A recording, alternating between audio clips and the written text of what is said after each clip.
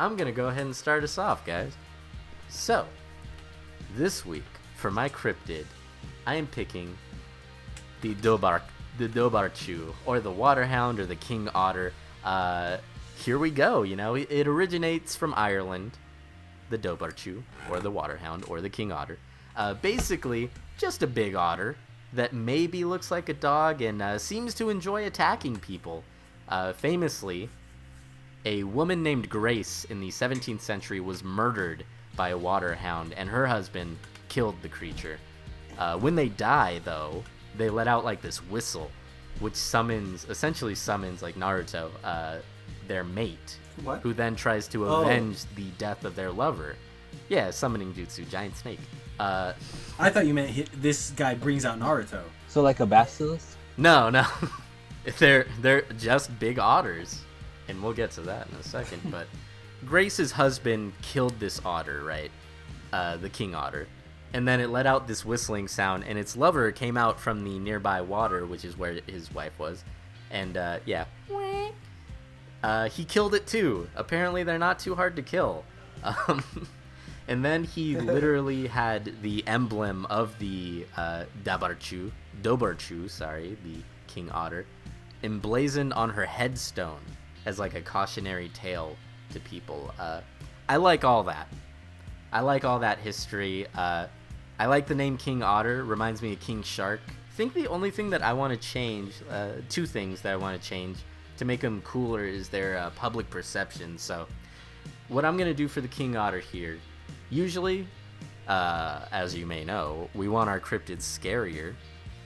This one, I want him to be beloved. I want the King Otter to be like in every gift shop. I want fan art of the King Otter. I want him to be beloved because otters are adorable. So it shouldn't be that hard, right? It's a big otter.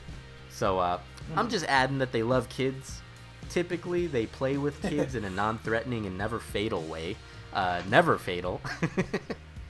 Then when they see adults, they say, "Oh, I want to play with that adult who is just a big kid." They play a little rougher. Sometimes they kill him. Always involuntary manslaughter with the King Otter. Hey, put that on a t-shirt. The second thing I want to do to change them up a little bit and just make them a little more unique is the color palette. Since they're just big otters, you can expect them to be brown like a normal otter would be. People love gold. I can't think of a single cryptid or villain other than Goldfinger who's given gold a bad name, so when these king otters appear on land to play with kids and adults, their fur takes on like a gold sheen, so they're more like attractive. There's something beautiful. So that's pretty much all I want to do. They love kids, they only murder on accident, and they have a tantalizing gold pelt. The King Otter.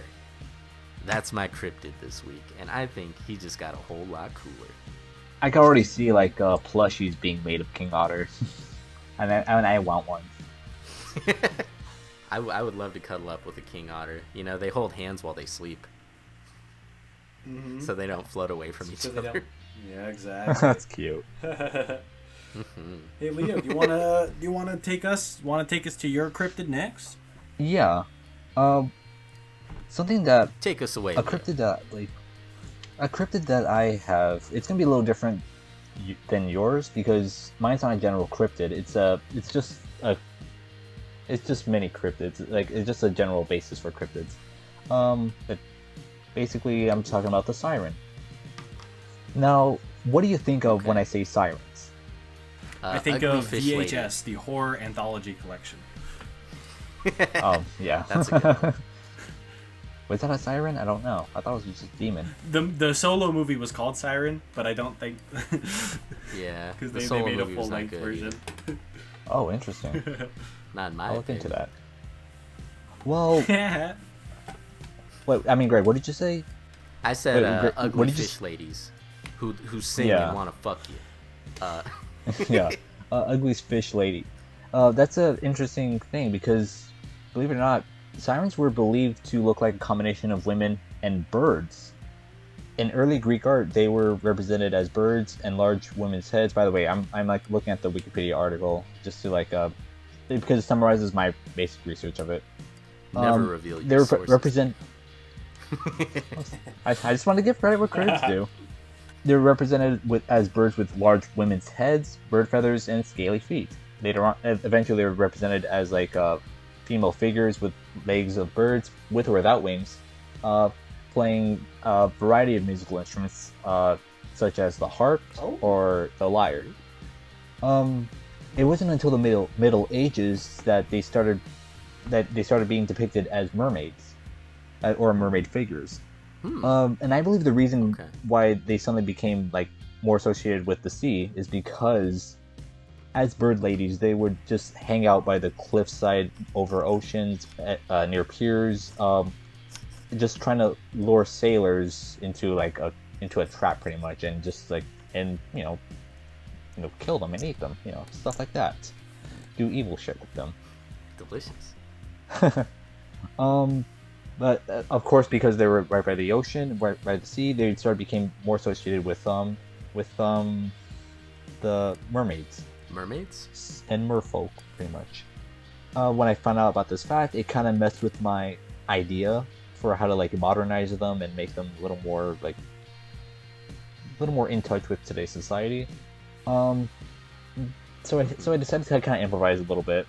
My initial plan when I thought they were mermaids was for them to start up a coffee shop franchise, something sort of a competition against Starbucks.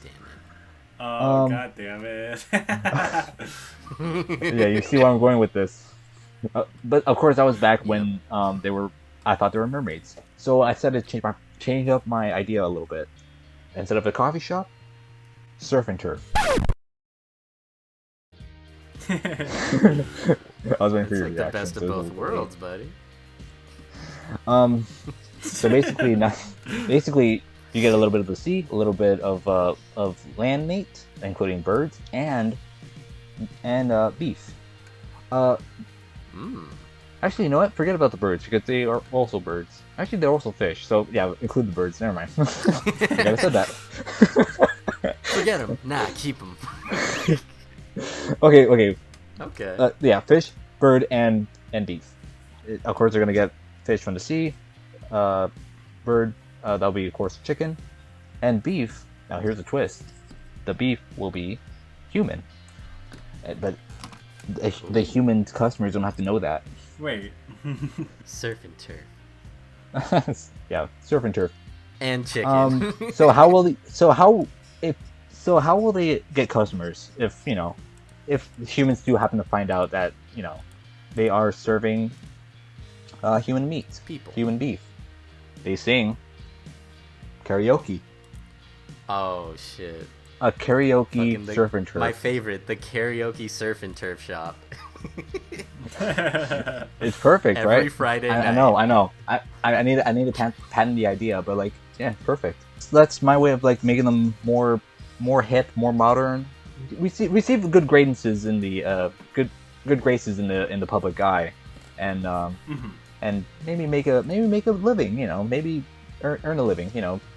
Try to fit in with the modern world.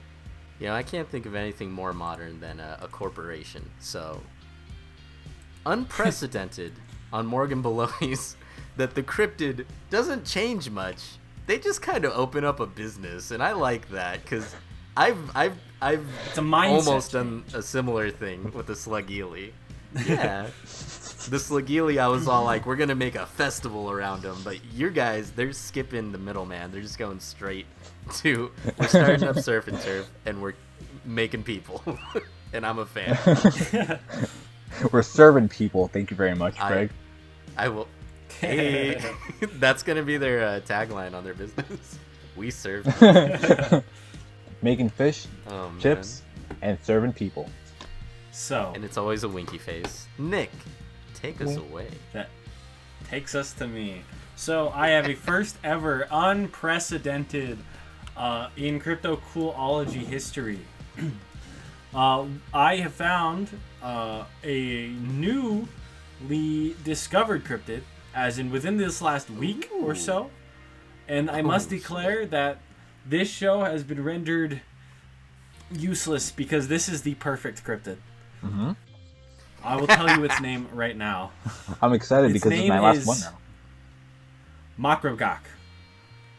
So Makrogak is actually abbreviation for mountain creature caught running behind Google car. And this is, I will send you guys audio only podcast, but if you look that up, I have sent a picture to my friends within the call. He is the perfect cryptid. He is a bipedal, lizard-esque, alien-looking fella. He's got a big old grin. He's got these beautiful black eyes, and he just likes running. He's curious. Interesting. He's marketable. He just likes running. He likes cars. And he looks like likes a Pokemon car too. I love him. He's perfect. It's basically like Right? picture like a gecko, but we take away his front legs. He walks on his back legs only, and now give him like a cartoon dad gut. And this is who we have. It's a tiny ass tail too. Look at it. He has a big old. He has an award-winning smile. He is as I said, marketable. You could put him in any number of shirts since he does not have arms that they would, interfere with that process. So you could have him a little sweater. The crop and top things. market just exploded. Exactly. Little like those muscle shirts. All these sorts of things. He is perfect. And you know what we can do? And we've had a very business-minded CryptoLEOology today. You can get some Makrogak themed sneakers. We'll get a Nike collab. Maybe Yeezys. Who knows? It's just like we've got so much possibilities. He is such he's not over-designed. He's not over... He is just a solid base. And we can build off about that in so many ways. And so I have to say, this is the first and perhaps only perfect cryptid. How do you guys feel about the Makrogak? I love how you didn't. I love it that you didn't change him too much. Like you just want to you just want to make merchandise of him and just let the public eye know just let the public eye know about this little creature, how we need to preserve him and stuff like that. Also, I hope that's your intention. He's just, how tall is he? I know, I'm He's sure he is. 3 feet tall. He seems like he's pretty short. I know because you see him from a while. It's from a distance, so he's got to be at the minimum. He's got to be 3 to 4 feet tall. He's not too big. This is assuming adorable. This is the adult size. We don't know anything about his life cycle, and that's how it goes for a lot of these cryptids, unless they're just big otters. Not shading anyone. Yeah, exactly. But we truly don't know. But we call him Mock for short, MOCC. The anagram is mountain Machine creature caught only running killing. behind Google car. Makrogak, not Modoc. Makrogak? What a so crazy. cute. Makrogak. Yeah, man. Makrogak, I'll give Silly. him that. What a silly little fuck. I love him. He's great. I He's especially great. love that he's 3 Is to that the 4 only feet picture of tall. him, or That's the only picture of him. If you go to Valdevia For now. _art, that is VALDEVIA _art. He has been resharing and putting in a list all different artist interpretations from this picture. There's also someone did a composite from this picture, and extended using the actual pixels from this Google frame, and it's a lot scarier there because it's so out of focus. But I think generally this is a real cutie pie. Oh man, I'm looking at. He's already on a T-shirt, guys. You can buy the Makrogak T-shirt. You can. He's so cute. Oh, I boy. guarantee you should do it. He's super cute, man. And Thank you for that bringing brings him to our us- attention, Nick. that brings us to the end of CryptoLEOology, a record-breaking CryptoLEOology.